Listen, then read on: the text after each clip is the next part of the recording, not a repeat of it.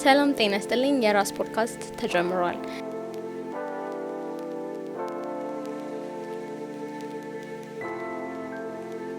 የራስ ፖድካስት የእናንተ የራሳችሁ የሆነው ጉዳዮች የሚዳሰሱበት የሚቀርቡበት ፖድካስታችን ነው።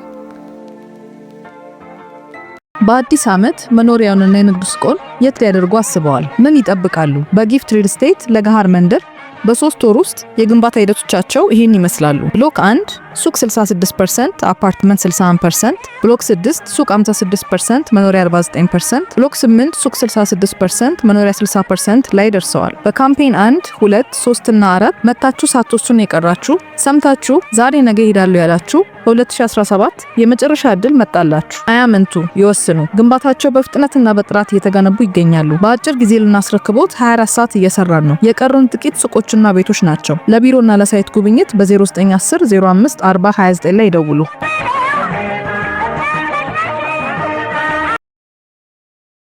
ሰላም ጤና ይስጥልኝ የራስ ፖድካስት ተከታታዮቻችን፣ የዛሬው እንግዳችን ታምሩ ከፈለኝ ነው። ታሜ እንኳን ደህና መጣ። እንኳን ደህና ቆየሽኝ። ረጅም ጊዜ ከተገናኘን ኦልሞስት ከአንድ ዓመት በላይ። አረ ከአንድ ዓመት ያልፋል እኮ በላይ አልኩኝ እኮ አማርኛ እየተግባባን። እሺ ይሁን። ደህና ነህ? ይመስገን። መጽሐፍ ጻፍክ፣ አሳተምክ። ከዛም በኋላ ተገናኝተናል። መጽሐፍ ካሳተምክ በኋላ? አዎ። ኦልራይት። እንደማይረባ ነግረሽኛል መጽሐፌ። በነገር ላይ ማለት ነው አንድ መጽሐፍ የእውነት ላይክ በሁለቴ ሶስቴ ማንበብ አለ። በየተወሰነ ጊዜ እያለፍክ ማንበብ መቻል አለብህ። በዛን ሰሞን ሳነበው የተሰማኝ ስሜት ወረቀት እንዳባከንክ ነው።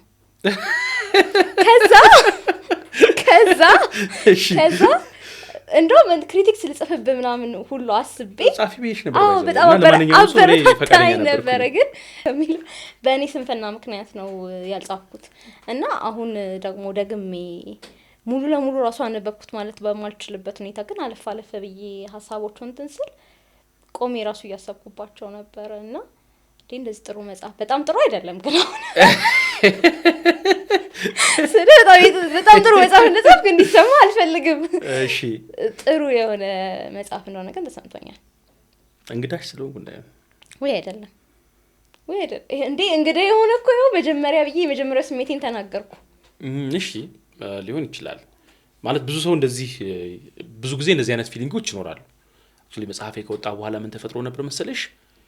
ጎራ ተከፍሎ ነበር ማለት ሰዎች ዝም ብሎ ሶሻል ሚዲያም ላይ ነበር በተወሰነ መልኩ ያነበቡ ሰዎች ሲጽፉ ተጨቃጭቀው ነበር። ግን ከዛ በላይ እኔም ጋር ያገኙ ሰዎች የተወሰኑት አሁን አንቺ ያለሽ ስሜት ነው ያላቸው። አንዳንዶቹ ጉዳዮች ቆመን ስለ ብዙ ነገር፣ ስለ ማህበረሰብ፣ ስለ ሃይማኖት፣ ስለ ግለሰብ፣ ስለ ለውጥ እንድናስብ አድርጎናል አሉ። አንዳንዱ ጉዳይ እኔ ካሰብኩት ውጭ በጣም ካሰብኩት ሩቅ ስጽፈው እንደዚህ ያው ዝም ብሎ ታሪክ ብዙ ነገር ስለሚናገር አንድ ታሪክ እኔም አንቺም ስንሰማው የተለያየ ነገር ስላለው ልቦለድ ይሄ ባህሪ ስላለው እኔም ካሰብኩት ውጭ ተረዱታሉ። በዛ ላይ ዲስኮርስ ያወሩኝ ሰዎች ምናምን ነገር ነበሩ። አንዳንዶቹ ደግሞ ቅድም አንቺ ካልሽው ለዘብ ያለ ከፍም ያለም ትችት ቀርቦ ነበር። አዎ እኔ ደግሞ ኦፕን አድርጌ ነበረ። ምንድን ነበረ በሶሻል ሚዲያም ላይ ስቀርብ መጽሐፉ ልክ እንደወጣም አካባቢ ለውቃላ በየትኛውም አጋጣሚ ምን ብዬ ነበረ፣ መጽሐፉ አንድ ደራሲ ጽፎ መጽሐፍ ካወጣ በኋላ አትተቹኝ ምናምን ማለት አይችልም። መተቸት አለበት። ለምን ለማህበረሰብ የምነግረው ነገር አለኝ ብሎ ወጥቷል። ምጽፈው የሚታይ የሆነ ነገር አለኝ ብሎ ወጥቷል። ሌሎች ሰዎች መጥተው ይሄ መጽሐፍ ጥሩ ነው ምክንያቱም እንደዚህ ማለት ሙሉ መብት አላቸው። ይሄ መጽሐፍ ጥሩ አይደለም እንደዚህ ማለት መብት አላቸው ይላል።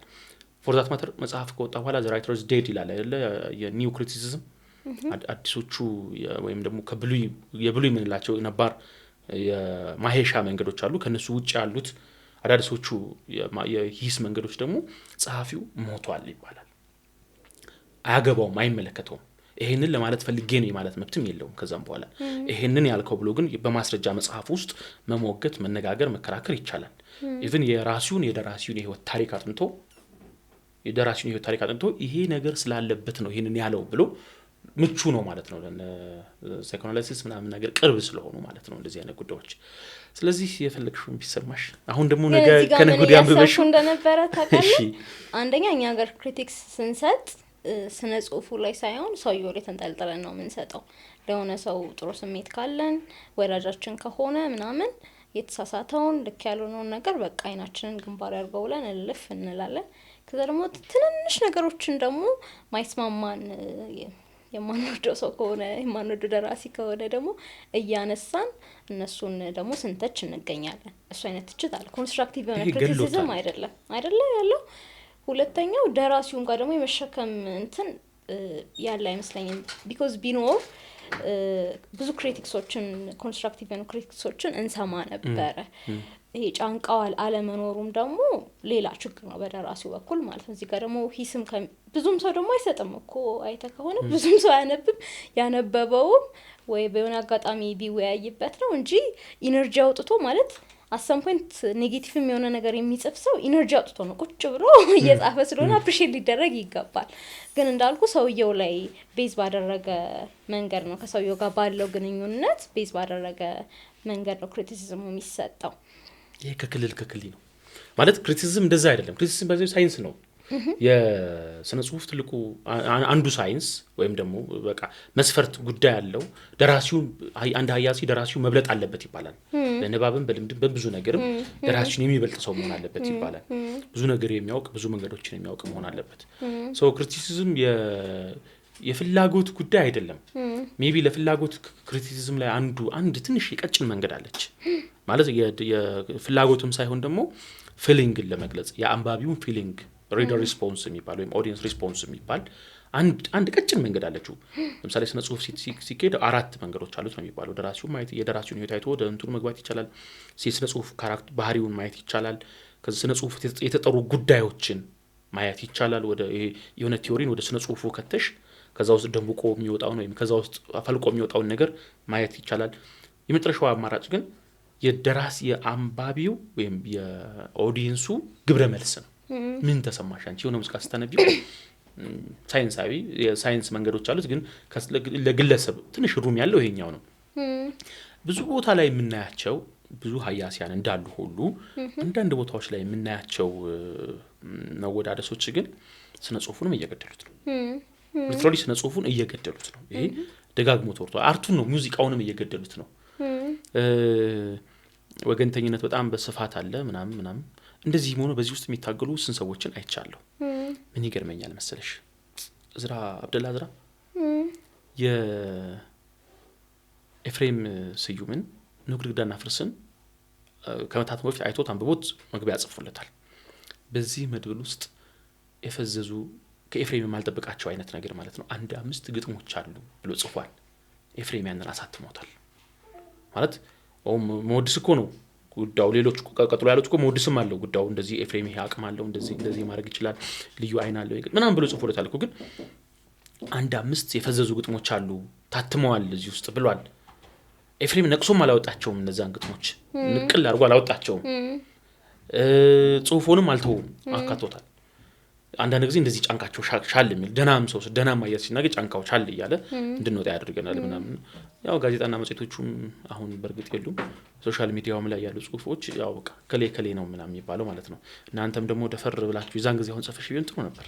አረ እንኳን አልጻፍኩ አስበዋል። አሁን ሲጸጽተኝ ይሄንን ጽሁፍ ግን ተቃራኒ ነገር ልንገርሽ፣ በስሜታዊነት ሆኜ ጻፍኩት ይቅር በሉኝ። ተቃራኒ ነገር ልንገርሽ የመጽሐፌ እንደወጣ ሰሞን 2-3 የደወለ ምንድን ማላቀው ልጅ ነው።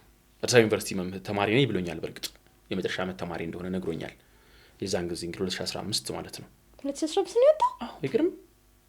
በስማም ጊዜው በስማም 2 ዓመት ነው። ከሁለት ዓመት በኋላ ነው 2 ዓመት አለፈው። እንደውም 2 ዓመት ከ2 ወር ከ1 ወር ምናምን አካባቢ ሆኖታል እንደወጣ አካባቢ። በቃ 2-3 መጽሐፉን አንብቦታል። ሶሻል ሚዲያ ላይ ደጋግሞ ያጋራል ስለ መጽሐፉ፣ ያወራኛል፣ ይደውልልኛል፣ ኢሜል ያደርግልኛል። በቃ የሆነ አንድ ኢሜል ሲጽፍ የሆነ ሌላ ፐርስፔክቲቭ ነው ያለው ምናምን ነገርና በጥልቀት ነው ያያያለው። አንዳንዱን ጉዳይ እኔም እንኳን አላሰብኩትም ምናምን ብያለሁ። በቀደም 2 ዓመት ሊሆነው 2 ዓመት ከሆነው በኋላ አይ ቲንክ ሶሻል ሚዲያ ላይ ሚሞሪ አምጥቶለት ተመለከተው መሰለኝ። ከዛም ወለ ደግሞ አነበበው። እሱ እንደሚነግረኝ ለአራተኛ ጊዜ ወይ ምናምን ነገር ያነበበው ደወለልኝና ማለት ነው ደወለልኝና ጥምብርኩ ሴን ወጣ ይድ ለካይረባም ታምሯልኝ። ኦኬ እኔ በፊት ምንም አላልኩም ነበር ሲል በቃ ያው ማለት ደስ ብሎኛል። መጽሐፍሽ ሲወደድልሽ ደስ ይልሻል። ያነበበው ሰው ሲወደው ማለት ያነበበው ሰው ቢወደውም ባይወደውም ዝም ብሎ አንቺ ጥሩ መጽሐፍ ጽፋል የሚልም ጥቅም የለም አላ አነበው። ከዛ ይሄኛው ልጅ ግን በደንብ አንብቦት ነበር። ድጋሚ ደግሞ አሁን በቅርብ ሰዓት ሲደውልኝ አልወደደውም። እንደ በቀደሙ እንደ በፊቱ አይደለም። ያሰብኳቸው ነገሮች ሁሉ አላቅም ምን እንደተለወጥኩኝ። በፊት በብዙ ነገር ተገረሜ ቆሜ አስቤ ነበር ምናምን አለኝ። ጥሩ ግን ምክንያት ንገረኝ አልኩት። ጽፍልሃለሁ ብሎ ነበር አልጻፈልኝም። ስለዚህ ስሜታዊ ሆኖ አንቺም ተቃራኒ ያለ ማለት ነው። አንቺ ድሮ አጠላሽው አሁን ወደድሽው፣ በፊት ወደደው አሁን ጠላው። ስሜት ይመስለኛል አይደለ? ዝም ብሎ መውደድ መጥላት ከሆነ አውርቶኝ ነበር። ሪዝን አውት ልታረግ ካልቻልክ ያንን የጠላህበትን የወደድክበትን ነገር ሪዝን አውት ያልተደረገ ከሆነ ስሜት ነው። ስሜት ደግሞ በብዙ ነገሮች ተጽዕኖ ውስጥ ይሆናል። ላይክ እንደዛም ላይሆን ይችላል። በነገራችን ስሜት አንዱ ጉዳይ እንዳለ ሆኖ ማደግ መብለጥ አንድ ጊዜ እንበልጠዋለን፣ አንድ ጊዜ ሳይገባን አንወደውም ጉዳዮችን። ለምሳሌ ካሁን በፊት ሌላ ሚዲያ ላይ ተናግሬያለሁ መሰለኝ ይሄን ጉዳይ። መጀመሪያ ግራጫ ቃጫዎችን አልወደድኩትም፣ በጣም ነው የጠላሁት። እስማ ያዳም ረታን እንዴት የጣልኩት መጽሐፍ ነው ጭራሽ መጣል። ሜቢ እንግዲህ መጽሐፉ ከወጣ ከ5 ዓመት ከ4 ዓመት በኋላ ነው 2002 ወይ 2003 ያነበብኩት። የብርህ ነው? አዎ አልወደድኩት፣ በጣም ነው የጠላሁት መዝገቡ። አዎ ከዛ በሆነ አጋጣሚ ያዳም ረታ ሌላ መጽሐፍ የማንበብ እድል ኖረኝ። ያዳም ረታ ሌላ መጽሐፍ ሳነብ ወደድኩት አዳምን። ከዛ አዳምን ያሳደድኩ ማንበብ ጀመርኩ። ማለት ሌሎች መጽሐፎችን ማንበብ ጀመርኩ። የዛን ጊዜ ኃይል ምናነብበት ሰዓታችንም ነው ደግሞ ጉርምስና ወጣ ብላ ምናምን ብለን ስካርፕ ጠምጠም ያደረግን ሞመንት ላይ ገጣሚ ነው። ከዛ ምን ተፈጠረ? አዳም ደስ አለኝ ማለት የሆነ የሚመስጠኝ ነገር አገኘሁ። ከዛ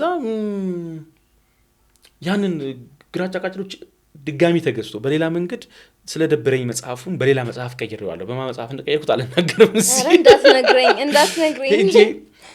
ሳጣ ያው ከቤተሰብ የገዛው መጽሐፍ ስለምታነቢ ከአባቴ ደብቄ ወስጄ እሱን መጽሐፍ 4-5 አንብቤ ባልጠገብኩት ሌላ መጽሐፍ ቀይሬዋለሁ መጽሐፉን። ከዛ ያኛው መጽሐፍ ተወስዶብኝ ማለት ነው። ከዛ በሆነ አጋጣሚ ሲጠፋበት አባቴ ደግሞ ገዝቶታል መጽሐፉን። ከዛ አይቼው ማንበብ ይዘጋኛል ይሆን በቃ ክልክል ነው የሚያደርገኝ ማለት ነው መዝገቡ። ከዛ መቼ ነው ዩኒቨርሲቲ ልገባ ልክ ክረምት ሆኖ ከ5 ዓመት በኋላ መልሶ ማለት ነው መጽሐፉ ከወጣ ከ10 ዓመት በኋላ 2006 ክረምት አካባቢ ደግሜ ያነበብኩት መጽሐፉ። የግድ እየተናነቀኝ ነው የጀመርኩት። እንዲ በቃ ንብብ አድርጌ ነው የጨረስኩት ማለት ትችላለሽ። ለሆነ እንዲ መሰረታዊ ነገር ብሬክ አደረገ። ከዛ እንደ አዲስ ነው የወደድኩት መጽሐፉ ማለት ነው። በቃ በጣም ወደድኩት። ከዛም በኋላ 3-4 ያንብቤዋለሁ። ጎስ እንዲህ አይነት ፊሊንጎች ያጋጥሙሻል። ግን ለምንድነው የዛን ጊዜ ያልወደድኩት ስል ያንን መጽሐፍ ምረዳበት ማይንድ ሴት ላይ አልነበርኩም ማለት ነው። የዛን ጊዜ የንባብ ስቴጅ መዛኛው ላይ አልደረሰም ማለት ነው። አንዳንድ ጊዜ ደግሞ ታልፊዋለሽ መጽሐፍ ትወጂውና ከዛ ትበልጪዋለሽ መጽሐፉ። በልጅነቴ የወደድነው መጽሐፍ እኮ ትያለሽ። አንዳንድ መጽሐፎችን ስትጠቅሺ በልጅነቴ የወደድኩት መጽሐፍ ትያለሽ። በደንብ አንብበሽው ከሆነ አልፈሽው ነው ማለት ነው፣ በልጠሽው ነው ማለት ነው። ሰየው ነው የሚባለው። በዚህኛውም ፐርስፔክቲቭ ሊሆን ይችላል። በነገር ላይ ያዳመን መጽሐፍ የማይወድ ሰው በቃ ጤነኛ አይመስለኝም። ጤነኛ ነው ባይዘው አይ ኖ ሎጂካሊ ታስበው ነው። ግን በጣም ስሜት ለአንዳንድ ደራሲዎች በጣም የሆነ የተለየ አታችመንት ይኖረናል አይደል? አዎ እኔ ደግሞ ከዛ ምን ትሆናለህ ልክ ያንን መጽሐፍ የማይወድ ሰውን በቃ የሆነ አብኖርማል አድርገህ ነው የምታየው ምናምን። በተለይ ስነ ጽሁፍ አካባቢ ወይ ሚዲያ አካባቢ ምናምን ያለ ሰው ሆኖ ያዳምን መጽሐፍ አልወደድኩም ምናምን ሲል ጤነኛ አይመስልም። እኔ ከዚህ የተለየው ነገር ምን መሰለሽ፣ ይሄ ሀሳብ ኢትዮጵያ ስነ ጽሁፉን ጎድቶታል ብዬ አምናለሁ። ለምን? በጣም ጥሩ ለምን የሚለው ጥያቄ በጣም ቆንጆ ነው። እኔ ያዳም አድናቂ ነኝ በአጋጣሚ ሆኖ። በተለይ ደግሞ ማህሌትን ግራጫ ቃጭሎችንና የመረቅን የስንብቅ ቀለማትን ቹቹን ነው ከዛው በጣም ወዳት ካራክተር ነች ለአፍን ብዛም ነኝ እነዚህ መጽሐፎች በጣም ወዳቸዋለሁ ካጫጭሮቹ ኦልሞስት ሁሉንም ማለት ይችላል ማለትም በልዩነት ስለማነሳ ነው የሎሚ ሽታ ላይ ያኔ ተበቃ ካራክተር በጣም ነው ወደው አንዱ እንደዚህ ብቻ ሞድ ከየመሃሉ ደግሞ ፍዝዝ ያሉብኝ እንደዚህ ምላቸው ነገሮች አሉ አሁን ማለትን ብትይ ለኔ ዲብ በጣም ትልቅ ስራ ነው ውስጡ ያለችው አንዱ አርዕስ ማለት ነው እንደዚህ ብቻ ምን ጠራቸው ይኖሩናል ግን ምን አድርጎታል መሰለሽ አንደኛ የስነ ጽሁፍ አፍቃሪ ሆኖ ለመከሰት ኢትዮጵያ ውስጥ ያዳም አድናቂ ነኝ የሚል ተውት ይዞ መምጣት በቃ መሸፈኛ መደበቂያ ያደረገው ማለት ነው ልክ ሙዚቃ ላይ ጂጂ እንደምትባለው አመሰግናለሁ የሱባትን መጥራት አዳምን መጥራት ጸጋዬን መጥራት ስነ ጽሁፍ ውስጥ ከዛ ሌትስ ሲት ወጭ በለና እስኪ ስለ አዳም ናውራ የትኛው ነው ድርከው ምናምን ስቲው ይገር አዳም እኮ ምናምን ብሎ የሆነ ጋዜጣ ላይ ያነበበው ፌስቡክ ላይ ያነበበው ምናምን የሚነግርሽ ሰው እንዲበዛ አደረገ አንድ ሁለት ግን ስነ ጽሁፋችንን ዋን ሳይድ አደረገብን 10 አዳም ልናይ ነው ኢትዮጵያ ስነ ጽሁፍ ውስጥ አዳምን የሚመስሉ ሰዎችን የአዳምን ቅርጽ የሚከተሉ ሰዎችን በሩ ክፍት የሆነው ለእንደዚህ አይነት ሰዎች ብቻ እየሆነብን መጣን ይሄ በጣም ሌሎች ጃነሮችን ጎዳብን ነባሩን ቅርጽ ተከትሎ ዘመናዊ ነገር መጽሐፍ ይቻላል እሱን እንድናጣው አደረገን በሩም ክፍት አይደለም የሆነ ሰው አዳምን ከመሰለ ዋው ምናምን ይባላል የሆነ ሰው አዳም አድናቂ ከሆነ ያስ ምናምን ይባላል ክላስ ሆነ በተወሰነ መልኩ በቃ ወደሱ መቅረብ እንደ ግዴታ ተቆጠረ ያ ደግሞ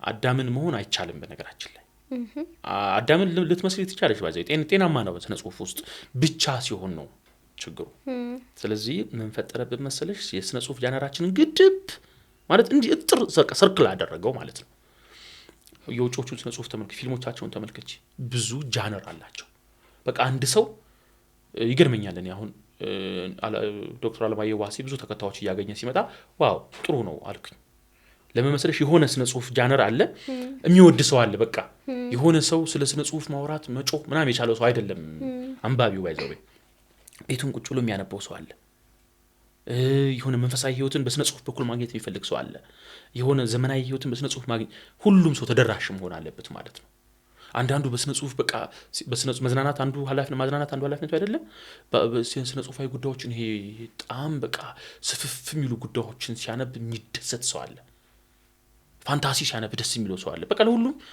መድረኩ ክፍት መሆን አለበት ማለት ነው አንዱ ብቻ የኮረኩምሽ ከሆነ ኢትዮጵያ ስነ ጽሁፍ መቼም አይያድግም አይለውጥ ወደ አንተ መጽሐፍ እንምጣ እሺ ነይ የመጀመሪያው የማሳተም ጉዞ እንዴት ነበር ላይክ ወረቀት ተወዷል የሚባል ነገር እንሰማለን ሳይሆን በጣም ተወዷል በጣም የተወደደበት ጊዜ ነው ከዛ ካሳታሚ ጋር ያለ ችግር አለ የአንባቢ ቁጥር አነስተኛ ነው ከዛ ደግሞ ጋዜጠኛ ነህ ስራ አለ ሶ እንዴት አቻችላ ሄድከው ጆርኒው ምን ይመስል ነበር በጣም ከባድ ነበር ማለት ብለን የጀመርከው ራሱ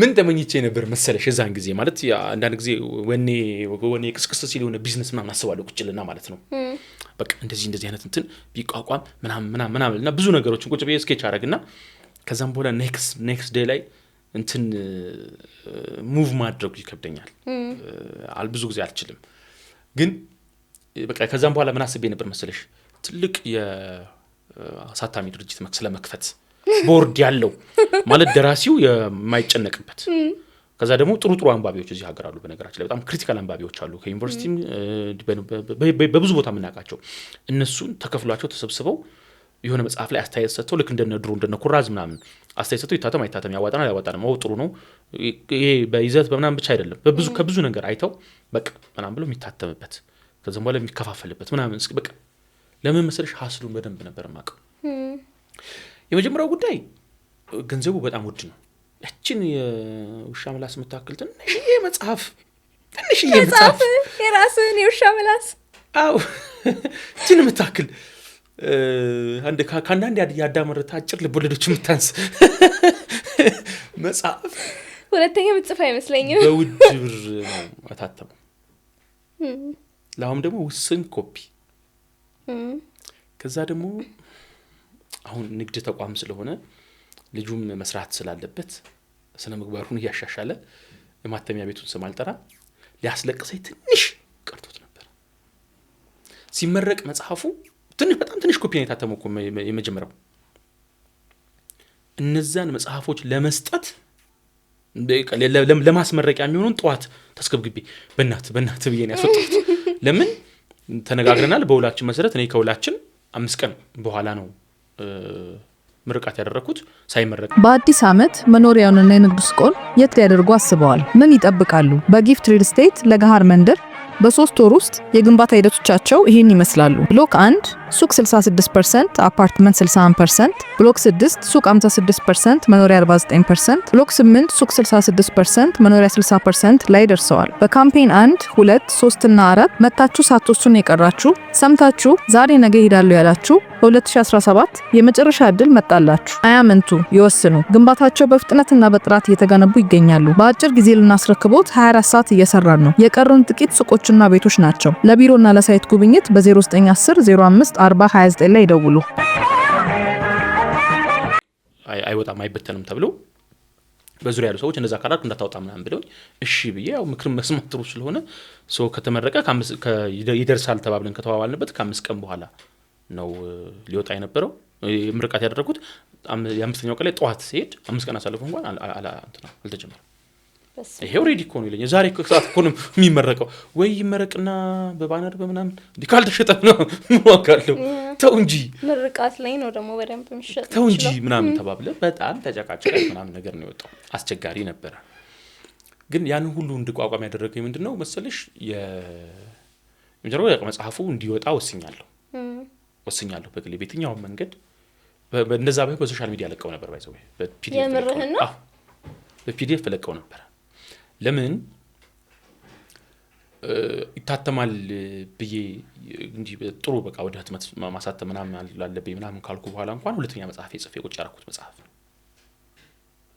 ሶ ያ መጽሐፍ ጄላይ ከ5 ዓመት በላይ ማለት ሙሉ ፕሮሰሱ ከመጽሐፍ ጀምሮ ያለው ምናምን ቆይቷል በደንብ አይቼዋለሁ እምል ሰው ነኝ እኔ አይቼዋለሁ ደግሜ ሐሳቤን በሊትሬቸር ሐሳብ መሸከም በሚችልበት መንገድ ግልጫለሁ ብዬ አስቤያለሁ ሶ ሌላ መጽሐፍ ሙቭ ማድረግ አልቻልኩም ወደ ቀጥሎ መጽሐፌ ሙቭ ማድረግ አልቻልኩም ሶ እኔ ቁጭ ማለት አልፈልግም በ5 ዓመትም በ10 ዓመትም በ2 ዓመትም መጽሐፍ ያሳተምኩ ነው ከዚህ በኋላ መኖር አሳትማለሁ ማለት ነው የሙሉ ጊዜ ስራዬ ባይሆንም መጽሐፍ ማሳተም ወይም የሙሉ ጊዜ ደራሲ ባልሆንም አሳትማለሁ ከዚህ በኋላ መጽሐፎች ይኖሩኛል ሶ ሌሎቹንም ስራ መስራት አልቻልኩም ማለት ነው እና በሶፍት ኮፒ ልለቀው ነበር በቃ ሊበተን ማለት ነው ከዛ ግን የሚታተምበት መንገድ መጣ ጥሩ ሰዎች መጡ ግማሹ አረ እኔ ያህል ገንዘብ መስጠታለሁ አረ ተው ገንዘቡ ተገኝቷል እንደዚህ ወኔው እኮ ነው የጠፋው ምናምን ስንልም አይዞህ የሚሉ ሰዎች መጡ ማለት ነው በቃ ታተም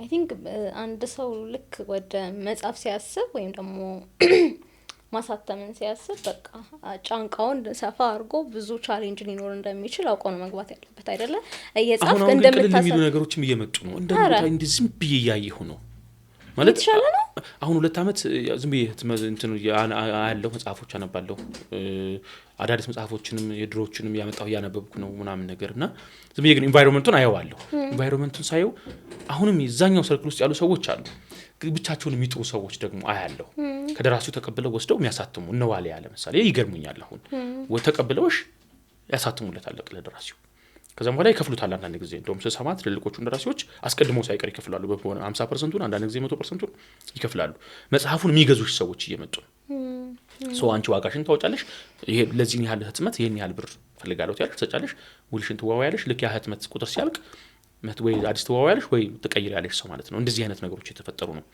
የሚሰፉ ይመስለኛል አሁን የነዋሊያ ጅምር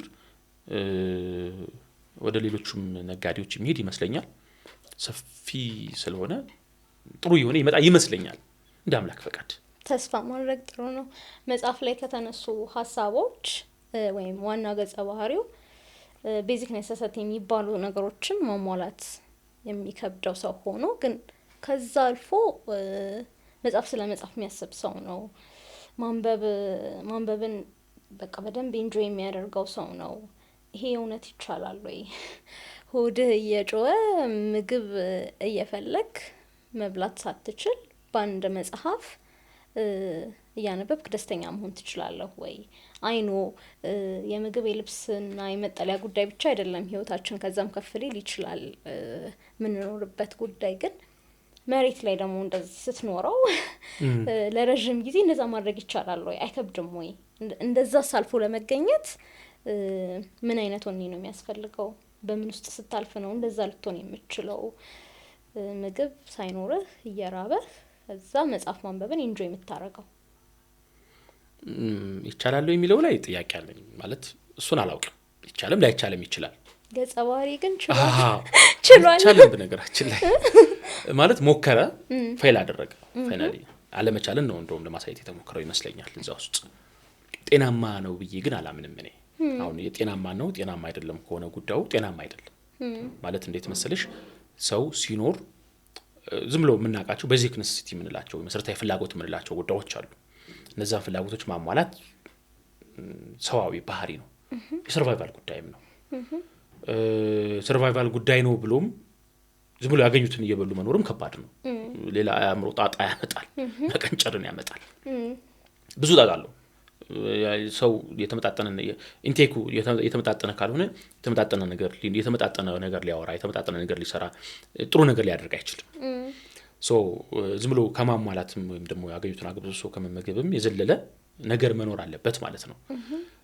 በሁሉም ዘርፍ ላይ ሶ ቅድሚያ የሚሰጣቸው ጉዳዮች አሉ።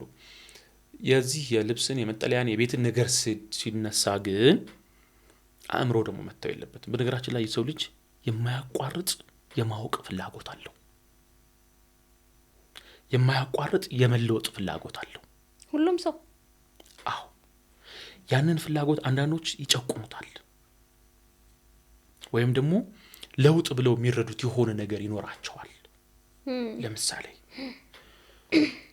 በእኔ መጽሐፍ ውስጥ ንጉሱ የሚባል ካራክተር ነው ያለው። በንጉሱ አሃ የሚባል ኤክስፒሪየንስ አለ በሳይኮሎጂ ውስጥ።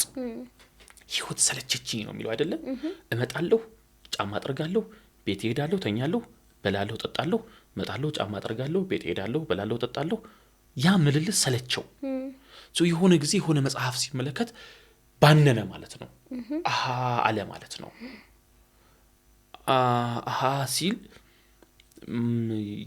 ወደ ማንበቡ የራሱን ታሪክ ወደ መጽሐፉ ምናምን ማዘንበል ጀመረ። የሚጻፍ ታሪክ አለኝ ወይ አለ ማለት ነው። የሚጻፍ ታሪክ መኖር ማለት ምንድነው? የሚነገር የሚታወቅ ነገር አለኝ ወይ ማለት ጀመረ ማለት ነው ይሄ ሰውዬ። ከዛም በኋላ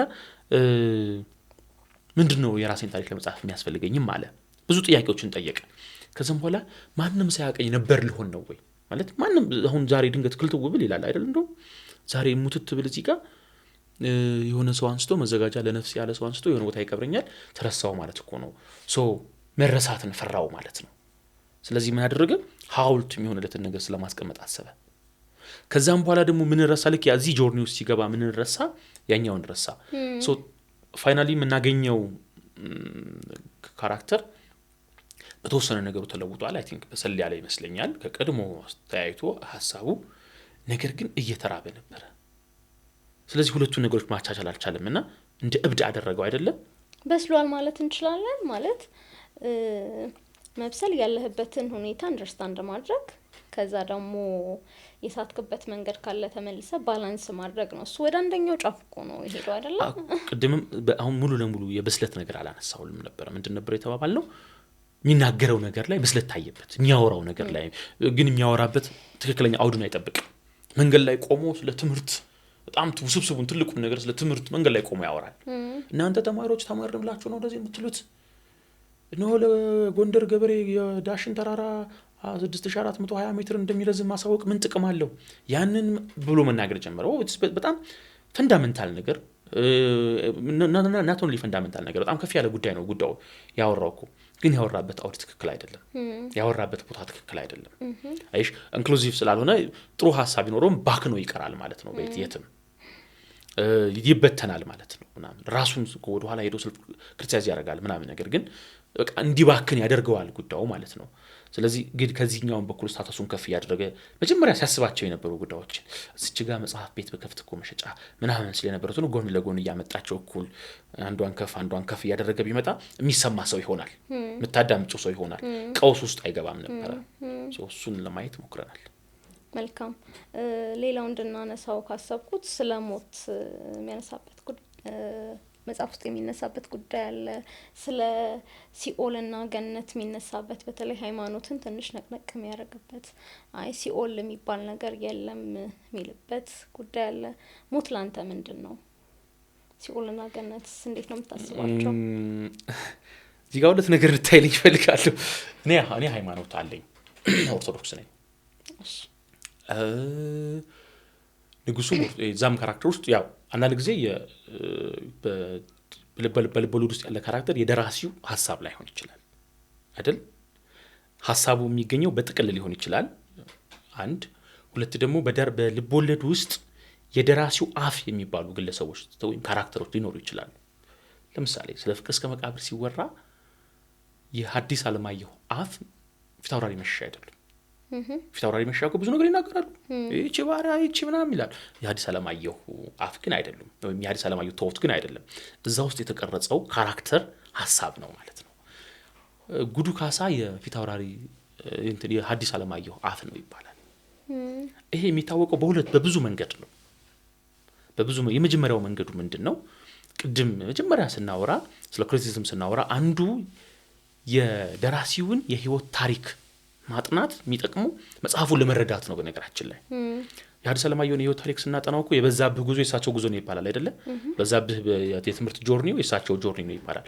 እሳቸው በተለያየ ጊዜ በተለያየ አውድ ያወሯቸውን ሐሳቦችን ተሰበሰባቸው ከማጋ ይስማማሉ፣ ከጉዱ ካሳ ጋር ይስማማሉ ማለት ነው። አንዱ ቀጥታ እንደዚህ አፍ ይኖራቸዋል ደራሲዎች።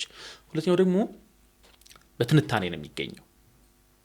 የደራሲው ቶት የሚገኘው በትንታኔ ነው። እና ሳይኮአናሊሲስ ሲሰጥ እንዲህ አይነት መልክ ተላልፎበታል መጽሐፉ ሲባል አጠቃላይ ጭብጡ ታይቶ ማለት ነው። ይሄ የሃያሲያን ስራ ነው። እዛው ውስጥ ካራክተሩ ንጉሱ ይበልጣል። ምን ይላል? ሲኦል የሚባል ነገር የለም፣ ጸጸት ነው ሲኦል። ሰው በምድር ለሰራው ስራ ልክ ሲሞት ሞተ ነው። ሞት አለቅ አፈር ነው የሚሆነው። ወደ ሁለተኛው ከዛም በኋላ ህይወት ከሞት በኋላ ህይወት የሚባለውም የለም። በሪኢንካርኔሽንም በሚባለው ቅርጽ ተመልሶ በሌላ መንገድ አይመጣም ምናምን። በቃ ሞት አፈር ነው የሚሆነው። ነገር ግን ነፍሱ ትቆያለች። ነፍሱ ማያባራ እንቅልፍ ውስጥ ትገባለች። ጸጸት ይቀጠዋል ይላል። ይሄ አንዳንድ ጊዜ እንደዚህ አይነት ነገሮችን በምድር ላይ ስንኖር ስኬፕ አውት ለማድረግ ምን ሞክርባቸው ብዙ መንገዶች አሉ። ወንጀል ነውር የሚባል ነገር እኮ የለም። ነውር ምናምን ይባላል አይደል? አንዳንድ ጊዜ ሰዎች ማህበሩን ለመሸወድ የሚደረግ ነገር ነው። እሱ እዛን ጊዜ ከገባበት የአእምሮ ኢኮኖሚ ቀውስ ውስጥ ለማምለጥ የተጠቀማቸው ይመስለኛል። እንደው ዝም ብዬ ሳስበው የሃያሲያን ስራ ቢሆን። ጥያቄን ግን አልመለስክልኝም በሚያሳዝን ነው። ለኔ ሞት ለአንተ ምንድነው ነው ያልኩት? አንተ ግን በንጉሱ በኩል አለፍከው። እሺ ሞት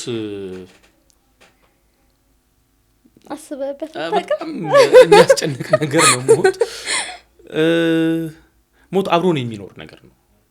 ሁሌ ይሄን እናገራለሁ።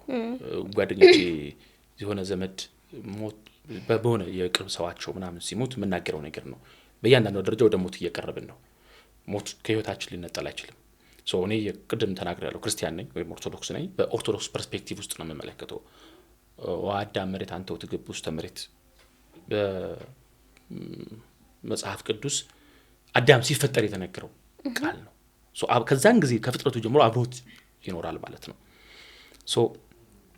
ሁሌ አብሮን የማይጠፋ አብሮን የሚከተለን አብሮን የሚኖር ነገር ነው። ይሄን ቃል ኦርቶዶክስ በጣም ስታስተምርሽ በመጽሐፍ ቅዱስ ብቻ ያለውን አታልፈውም። በነገራችን ላይ ሞት በመጽሐፍ ቅዱስ ውስጥ ብቻ ሳይሆን ውዳሴ ማርያም ውስጥ ይገባል። ሰኞ ውዳሴ ማርያም ሰኞ ላይ ይሄን ቃል በቀጥታ ታገኘዋለሽ። አዳም ሆይ መሬት ነህና ወደ መሬት ትመለሳለህ።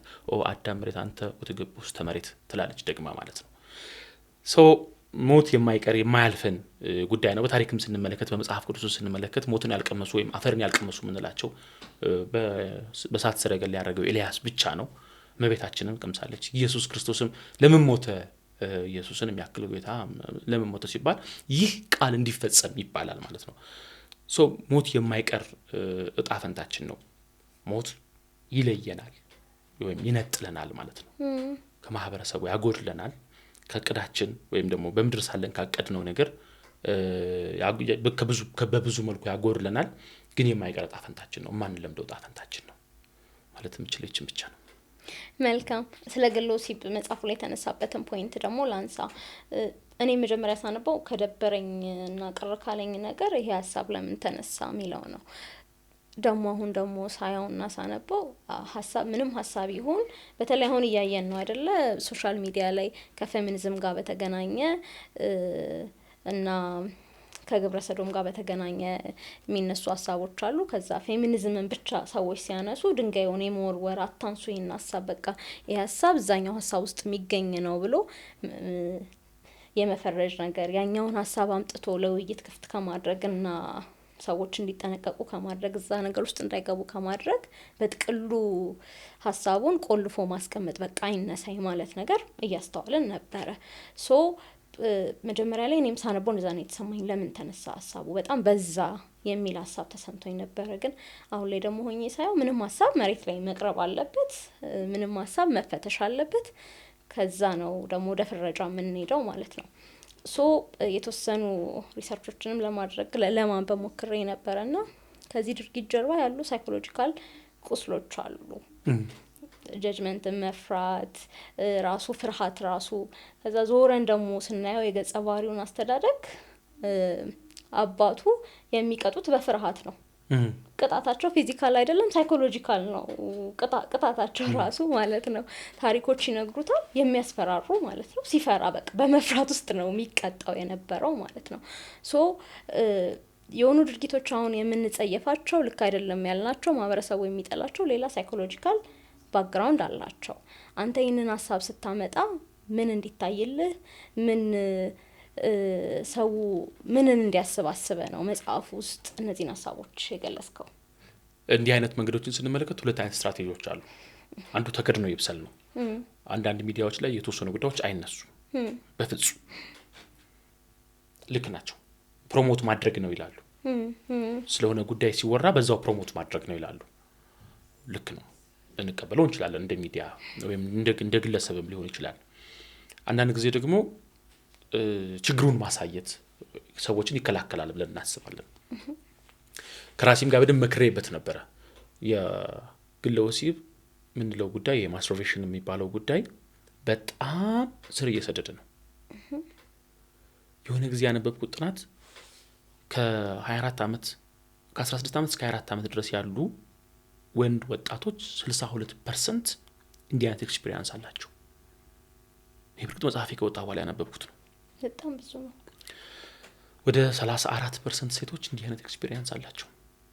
በዛው ተመሳሳይ ኤጅ ማለት ነው። በዛው ተመሳሳይ ኤጅ ላይ ከ24 እስከ 32 ባለው ኤጅ ወንዶች ወደ 49 ይሁን 51 አካባቢ ያላቸው ኤክስፒሪየንሱ። ከዛ በኋላ ወደ ትዳርም ወደ ምንም ሲገቡ እየቀነሱ ይመጣሉ። የዚህ አፍላ ወጣትነቱም እያለፈ ነው የሚመጣው ምናምን። ሴቶች የዛን ጊዜ ወደ 21 ይሁን 20 አካባቢ ይገባሉ። እንደዚህ አይነት ስቶሪ አለ። በጣም በስፋት የተሰራጨ ጉዳይ ነው ማለት ነው ይሄ ጉዳይ። ዩኒቨርሲቲ ሆኜ በጣም ከሚያሳቀቁኝ ነገሮች ውስጥ አንዱ በተለይ የሆኑ ሰዓቶች ላይ ወደ መጸዳጃ ቤት መሄድ ነበር። በጣም የሚያስደነግጥ ነገር ነበር የምትመለከችው። ከኔ በፊት የነበረው ሰው እንዲህ አይነት ነገር አድርጎ እንደወጣ የሚያሳዩ ምልክቶች ነው ያለው። በጣም ያሸብረኝ ነበረ፣ በጣም ያስጨንቀኝ ነበረ። አሁን ጉዳዩን አየዋለሁና ነው ምናምን ብለሽ ነው የምትወጪው ማለት ነው፣ ተሳቀሽ ነው የምትወጪው። በቃ ብዙ ሰዎች እንደዛ ያደርጉ ነበር። እዛ አይነት ኤክስፒሪየንስ ውስጥ ነበሩ። በጣም ስር እየሰደደ ነው። በነገራችን ላይ መጽሐፍ ቅዱስ ውስጥ የተጠቀሰ ጉዳይ ነው። አንዳንድ ማህበረሰቦች በሃይማኖትም በምንም ሽፋን ለጉዳዩ ምን አድርገዋል መሰለሽ? ሽፋን እንትን ሰጥተውታል። ሽፋን ሳይሆን ከለላ አዘጋጅተውለታል እንዳይፈጸም ወይም ሰዎች እንደዚህ አይነት ኤክስፒሪየንስ እንዳይኖራቸው ሽፋን ለማዘጋጀት ሞክረዋል። ለምሳሌ በአንዳንድ ጥንታዊ ሃይማኖቶች ውስጥ ወንዶች ከ9 ዓመት በኋላ ሲተኙ እንደዚህ እጅ በደረት አድርገው እንዲተኙ ያስገድዱ ነበረ፣ ልምድ እንዲኖራቸው ማለት ነው። ለምን ኮንሺየስሊም አንኮንሺየስሊም እንደዛ አይነት ኤክስፒሪየንስ እንዳይኖራቸው ምናምን በማሰብ። ስለዚህ በጣም አስቸጋሪ ሁኔታ ነው። ደግሞ ከጤና ጋር ተያይዞ በጣም መሰረታዊ እክል ይፈጥራል። በእኔ ንባብ የጤና ባለሙያዎች የተለያየ ነገር ሊናገሩ ይችላሉ። እኔም ሐኪም ሳማክር ግን ከፍተኛ እክል ይፈጥራል። እሱ ብቻ አይደለም፣ ከዚህ ከትዳር ህይወት ላይ ከፍተኛ የሆነ ምስቅልቅል ይፈጥራል። ቆይቶ ተመልሶ ደግሞ ሰዎች የሆነ ቪሺየስ ሰርክል ውስጥ እንዲገቡ ያደርጋቸዋል። መልሶ ከጾታዊ ግንኙነት ከተቃራኒ ጾታ ጋር ለማድረግ በሚሞክሩበት ጊዜ እክል እየገጠማቸው ወደ ሐኪም እስከመሄድ እንዲደርሱ ያደርጋቸዋል። ይሄ በጣም ክሪቲካል ችግር ነው። ወጣቶች ጋር አለ፣ ወጣቶች ጋር ያጋጥማል። አንድ ወጣት ካራክተር ነበረኝ። የነዚህ አይነት ተጠቂ ነበረ። ፋይናሊ ግን የሚደብር ነገር አግኝተን ያው ሲምቦሊካሊ ብዙ ነገር አድርገናል ሆኗል መጽሐፉም ውስጥ ማለት ነው። ስለዚህ እንደመነሻ የወሰድኩት እኔ የዩኒቨርሲቲ ላይ ሳያቸው የነበሩ ጉዳዮች ናቸው። ለምሳሌ በተአምር ጠዋት 12 ሰዓት ተኩል እስከ 1 ሰዓት ድረስ ባለው ሰዓት ላይ ወደ መጸዳጃ ቤት አልሄድም ነበር። በጣም ያስጨነቀኝ ነበር በቃ በዛ ሰዓት መሄድ፣ ቅድም ባልኩሽ ምክንያት ማለት ነው። ይሄ በሃይማኖት ኃጢአት ነው፣ በማህበረሰብ ነውር ነው። እንግዲህ በህግ ወንጀል ይሁን አይሁን አላውቅም፣ የህግ ሰዎች ምን እንደሚሉም አላውቅም። ግን ኃጢአት ነው፣ ወንጀል ነው፣ እንደ ነውር ነው። ከሰውነት ክብርን በተወሰነ መልኩ ዝቅ ማለት ነው ብዬ አምናለሁ እኔ። እሱን ነገር ማሳየት አንዱ የሊትሬቸር መንገድ ነገሮችን ማሳየት ነው። መንገር ላይ ሆን ይችላል፣ መጥፎ ነው ብሎ መንገር ላይ ሆን ይችላል። ግን ምንድነው ጥቅም አለው ወይስ ጉዳት አለው ወይስ ምንድነው ምናምን ቢለው ማሳየት ተገቢ ይሆናልና እሱን ያደረኩት። መልካም። እንደሞ ጫን አድርገው ይነን ጥያቄ ፋና ስንት አመት ሰራ? 8 አመት። አሁን ላይ ከሚነሱ ሀሳቦች በቃ ሜንስትሪም ሚዲያው ፌል እያደረገ ነው፣ ሲቲዝን ጆርናሊዝም ነው አሁን ፍሎሪሽ እያደረገ ያለው፣ ቲቪ ስቴሽኖችን ሬዲዮ ስቴሽኖችን የሚያያቸው የለም። እንዲሁም አቴንሽን ስፓማችን ራሱ ማለት እኔ ራሴን በምን ታዘብኩት መሰለ፣ ፐርሰናል ኤክስፒሪየንስ ልንገርህና አንድ ሳምንት በተከታታይ ቲክቶክ ስጠቀም መጽሐፍ ከ10 ገጽ በላይ ማንበብ አልችልም። 10 ገጹንም ልነሳ እችላለሁ ነው ማለት ነው። ቁጭ ብዬ ማንበብ አልችልም። ፊልም መጨረስ አልችልም። እና እንደ ጋዜጠኛ ስጋት አይገባህም ወይ? አሁንም ላይክ ዲጂታል ሚዲያው እየሄደበት ያለው ርቀት ፎርማል ሚዲያ ላይ እንደሚሰራ ጋዜጠኛ ስጋት አይገባህም ወይ? ፎርማል ሚዲያ ያው በዚህ አጋጣሚ ሁሉም ሰው እንዲያቀኝ የሚፈልገው ምናገረው ነገር ፋና ነው ከያ አይደለም። ያው የፋና ስፖክ ፐርሰን አይደለሁም። ዲጂታል ሚዲያው ማለት ተጽዕኖ እያሳደረ ነው ከሆነ አዎ እያሳደረ ነው። ግን የሜንስትሪም ሚዲያዎች የመክሸፍ እድላቸው በጣም የጠበበ ነው። ለምን? ይሄ በጣም ጥሩ ትክክለኛው ጥያቄ ነው። ለምን የሚለው የመጀመሪያው ጉዳይ የቲክቶክ ከቅርብ ዓመታት በኋላ ሰዎች እርም የሚሉት ነገር ይሆን የሚመጣ ይመስለኛል። ለምን መሰለሽ? የሰዎች አቴንሽን ስፓን በጣም እየጠበበ ነው። በዛ መልኩ ቲክቶከሮች በዛ አካባቢ ያሉ ሰዎች በጣም ብዙ ገንዘብ እያገኙ ነው። ገባሽ? ይሄ የሚቀጥል አይደለም። ናቹራል የሆነ የኢኮኖሚ መንገድም ስላልሆነ ሰዎችም አቴንሽን ስፓማቸው በዛ ልክ ጠቦ መቀጠል ስለማይችል ከሆነ አንቺ እንዳልሽው ማለት ነው በቤዚክ የማወቅ ፍላጎት አለ ተባብለናል ቅድም። እሱን ለማድረግ መጽሐፍ ማንበብ የሆነ ጠበቅ ያለ ዶክመንተሪ ማየት ምናምን ይጠይቅሻል። ሶሻል ሚዲያ ላይ ትሆኝና ስለዚህ ምን እያደረግሽ ነው? ኖ ኮንሺየስ ስትሆኝ ይሄ ነገር ይቅርብኛል ትመጫለሽ ማለት ነው። አንድ እሱ ነው። ሁለት የኢንተርኔት ከቨሬጃችን ስንት ፐርሰንት ነው ማለት? ሚኒስትሪ ሚዲያ በመላው ዓለም ነው የሚደርሰው። በነገራችን ላይ በመላው ሀገሪቱ ነው የሚደርሰው። ሬዲዮ በሁሉም ሀገር ነው የሚደርሰው። በሁሉም የኢትዮጵያ ቦታ ይደርሳል። በየቦታው ውስጥ ቲጂ ዲሽ የሰቀለ ሰው ብዙ ነው። በየቦታው ውስጥ ቲጂ ግን ኢንተርኔት አይጠቀምም። ስማርት ስልክ ያለው ሰው በጣም ውስን ነው። ከተማ ውስጥ ነው። በነገራችን ላይ የከተሜነት ጉዳይ የሆኑ ነው። በነገራችን ላይ ስማርት ስልኮች ምናምን ሰፊው ሶሳይቲ ያለው ገጠር ነው። አሁን እንግዲህ ረጅም ዓመት 85 ነው የምንለው ፐርሰንቱ ማለት ነው። አሁን ከዛ የሚለይ አይመስለኝም። ያው ፖፑሌሽናችን እየጨመረ ስለሚመጣ የከተማውም እየጨመረ ይመጣል እንጂ እንደው ጥናት አላነበብኩም የስታቲክስ ቢሮንም መረጃ ላየውም ከ82 ከ83 አካባቢ አይበልጥም ብዬ አስባለሁ። ማለት ሃይሊ አርባናይዜሽን አለ የመክተም ጉዳይ አለ፣ ወደ ከተማ የመቅረብ ጉዳይ ምናምን አለ። ግን ደግሞ ፖፑሌሽናችንን በጣም እየጨመረ ነው የመጣው፣ እሱን ታሳቢ በማድረግ ማለት ነው። ስለዚህ ያ የገጠሩ ሰው ቲክቶክ የሚመለከት ይመስልሻል? በደንብ ጉዳዩ ሬዲዮ እንቃ አርጎ ጠዋት ዜና ይሰማል፣ ሙዚቃ ያዳምጣል። በአንጻራዊነት አሁን የዚህ አማራጮችም ስላሉ ኤሌክትሪፊኬሽንም እኩል እየጨመረ ስለሆነ የገጠሩ ሰው ቲክቶክ የሚያይማ ብዙ አይደለም፣ የከተማው ሰው ነው በነገራችን ላይ። ስለዚህ ሰርቫይቭ የማድረግ ድሉ በጣም ከፍ እያለ ነው የሚሄደው። ተደራሽነቱ አሁንም ቢሆን እኔ ምን አምናለሁ መሰለሽ፣ አሁንም ቢሆን ሜንስትሪም ሚዲያ ይበልጣል። ግን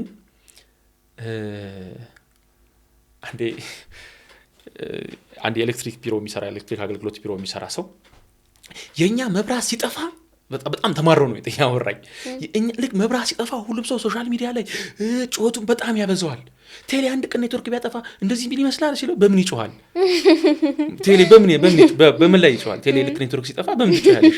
ሲመጣ ደግሞ ያ መብራት ሲጠፋ የስ እንደምንለው ልክ ኔትወርክ ሲመለስ የስ ምናምን ብለሽ ተቀጣያለሽ ወደ ጉዳይሽ ማለት ነው። በእርግጥ አሁን ኔትወርክ እንደ ድሮ ብዙ አይቆራረጥም። ሶሻል ሚዲያ ላይ ነው የሚወሰው። የሶሻል ሚዲያ ተጽዕኖ የሚወራው የሶሻል ሚዲያ አቅም የሚወራው ሶሻል ሚዲያ ላይ ነው። ከባሽ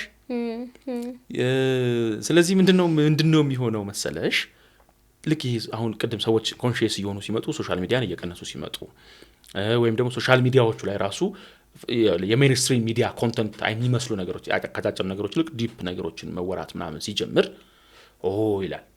አሁን ሰው እያደገ ሲመጣ ምንድነው መሰለሽ የሚለው ጠቅሞኛል መሳቁ፣ ጠቅሞኛል ሀሜቱ ይልሻል። በነገራችን ላይ ኮንሺየስ ይሆናል ማለት ነው። አሁን አንቺ ልክ ቅድም እንደዚህ ያረኩት እንዳልሽው ይጠይቃል የሆነ ሰዓት ላይ ራሱ እንዴ 30 ዓመት ሞልቶ ምንም እኮ አላረኩም እስካሁን ድረስ ብዙ እድሜ እኮ ነው ይላል ሰው።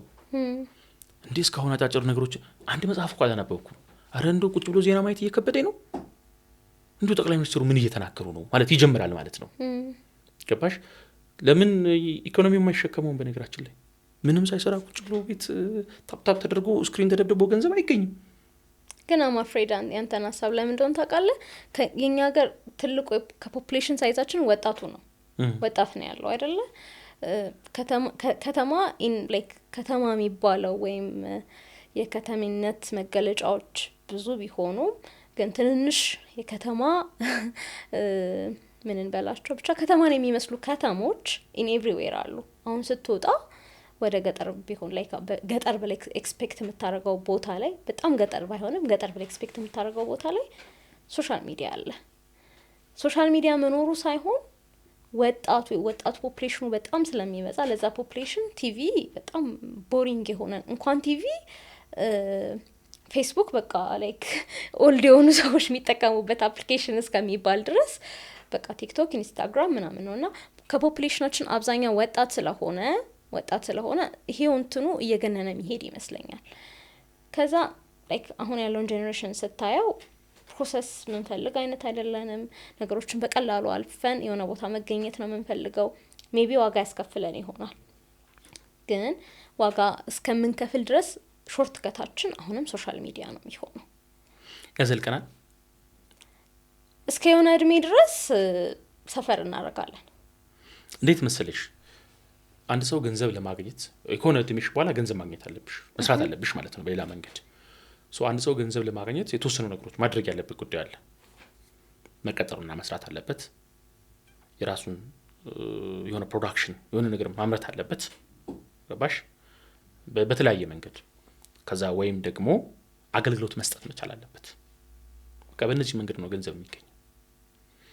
ካልሆነ ወጣቱ ልጅ ወልዳል እኮ ቲክቶከር ሆኖ ልጅ መውለድ አሁን እኮ ይቻላል፣ ከሆነ አመት በኋላ ግን አይቻልም። ለምን? ገንዘቡ ከየት ይመጣል? የቲክቶክ ይሄ ፕሮሞሽን ነው አይደለ? አንዱ መንገዱ ከጊፍት ምናምን ውጪ ፕሮሞሽን ነው አይደለ? ፕሮሞት የሚደረገው ከየት ይመጣል? ፕሮሞት የሚደረገው እኮ የሆነ ፕሮዲዩሰር የሰራውን ነገር ነው። የሆነ ሰው ይሄን ሹራብ ያመረተው ሰው ነው ሹራብ ግዙኝ የሚለው ማለት ነው። ከሆነ ሰዓት በኋላ አሁን ሹራብ አምራቹ እየጠፋ ነው። መንግስትም ይከብደዋል በነገራችን ላይ። ለመሰለሽ ብዙ ቲክቶከሮች ገንዘብ እያገኙ ያሉት ከውጭ ሀገር ነው አይደለ? በብላክ ነው የሚመነዝሩት በነገራችን ላይ። ከዛ ኮንሱም የሚያደርጉትስ የኢትዮጵያን እንትን ነው፣ የኢትዮጵያን ምግብ ነው፣ ኢትዮጵያ ውስጥ የተመረተ ምግብ ነው ኮንሱም የሚያደርጉት። ምንም አልሰሩም፣ ቅድም ምርት አላመረቱም፣ አገልግሎት አልሰጡም ምናምን ነገር። መንግስት ይከብደዋል፣ አይችለውም፣ መንግስት ያቆመዋል፣ ያግደዋል በተለያየ መንገድ። ለምን ብዙ ወጣቶችን ሽፍት ትምህርት የሚማር ሰው እየጠፋ ነው። አገልግሎት የሚሰጥ ሰው እየጠፋ ነው። የሚያመርት ሰው እየጠፋ ነው። የዛን ጊዜ መንግስት ቆም ብሎ ኖ ይለዋል። ኢኮኖሚው ራሱ መሸከም አይችልም ያንን ማለት ነው። ስለዚህ ሌሎች አማራጮች ሊኖሩ ይችላሉ፣ ሊመጡ ይችላሉ ምናምን፣ ግን ፕሮሞት ማድረግ በራሱ ፕሮሞት የሚደረግ ነገር መኖር አለበት። ስለዚህ አሁን ፕሮሞት የሚደረግ ነገር ስላለ ነው። ፕሮሞት የሚደረገው ነገር እየቀዘቀዘ ሲመጣ ምን ፕሮሞት ታደርጊያለሽ? ከዛ ደግሞ ይሰጦታል መሰለኝ ጊፍት ከየት ይመጣል? ጊፍት ራሱ ከየት ይመጣል? አይተሽ ከሆነ ዝም ብለሽ ቲክቶከሮችን ያያቸው ጆርኒያቸው አንዳንድ ቲክቶከሮች የሆነ ሰዓት ቡም ያደርጋሉ። ከዛ ወዲያው ዳውን ይጠፋሉ። በእውቀቱ ስዩም ስሞረተኛ ነው እንትንም ይስማከ መሰለኝ ስሞረተኛ ነው ገኖ የሚሆን ተራ እንደሚለው ማለት ነው። ስሞረተኛ ነው ገኖ የሚሆን ተራ የሚለው እዚህ ጋር ነው የሚፈጠረው። አንድ ሰሞን ቡም ያደርጉና ሁሉም ሰው ከሌና ጥፍት ይላሉ። ሲመጡም ድጋሚ ሰርቫይቭ ማድረግ ይከብዳቸዋል። ጊፍት ምናምን አያገኙም። ከዛ ይወጣሉ፣ ሙሉ ለሙሉ ትተውት ይሄዳሉ ማለት ነው። ቲክቶክም ልክ እንደዚህ ነው። ቡም አድርጓል፣ የሆነ ሰዓት ላይ ተንፍስ ይላል። ታሜ ስለነበረን ቆይታ በጣም አድርጌ አመሰግናለሁ። ሌላ ጊዜ ደግመን እንደምንገናኝ፣ ሌሎች ማህበራዊ ጉዳዮች ላይ በደንብ በሰፊው ጊዜ ወስደን እንደምንጫወት ተስፋ አደርጋለሁ። ክበርልኝ። በጣም ነው የማመሰግነው እኔ።